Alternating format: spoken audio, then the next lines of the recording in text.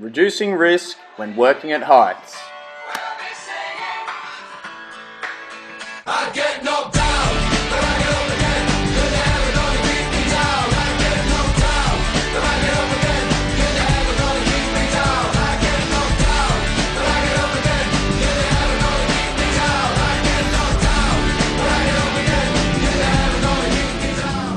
Did you know, between 2004 and 11, 232 people died due to a fall from height. Of these, the construction industry contributed 37%, totaling 12 deaths per year in construction alone. On top of that, 996 claims for serious injury were made due to a fall from height. These claims requested on average 6.2 weeks of work off. Therefore, for a 40-hour week earning an average pay of $25.50 an hour, this equates to $6.3 million in lost wages, not including medical expenses, work cover, and possible court cases. Oh, hell no! We believe educating workers in effective hazard control methods, such as the hierarchy of controls, is key to reducing these figures. But what's a hierarchy of controls?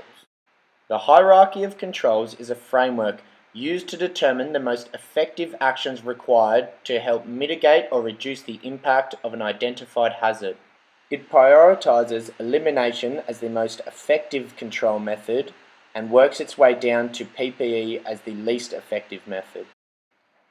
Elimination is prioritized as the most effective method to reduce the chance of a hazard occurring. If you don't need to work at height, why should you? For example, if working in a warehouse and it's possible to use a fork or scissor lift, why not use it? This will completely eliminate the risk of falling off a ladder.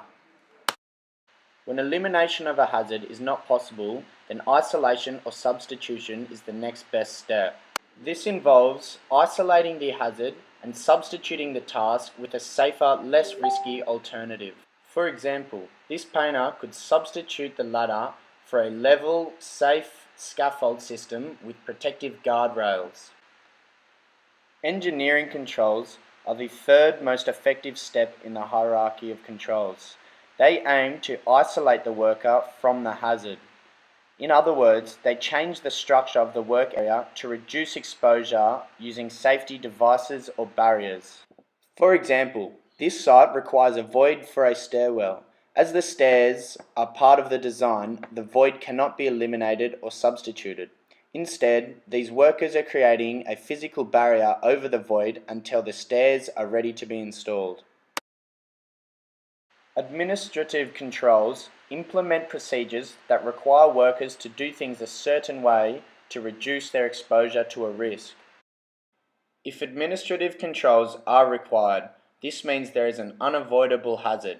So therefore, workers must be warned and trained to safely carry out the work to avoid a fall from height. PPE may be the least effective or last resort for hazard control. However, PPE should always be used in conjunction with the previously stated control methods to further improve safety just in the event where that worst case fall from height scenario occurs.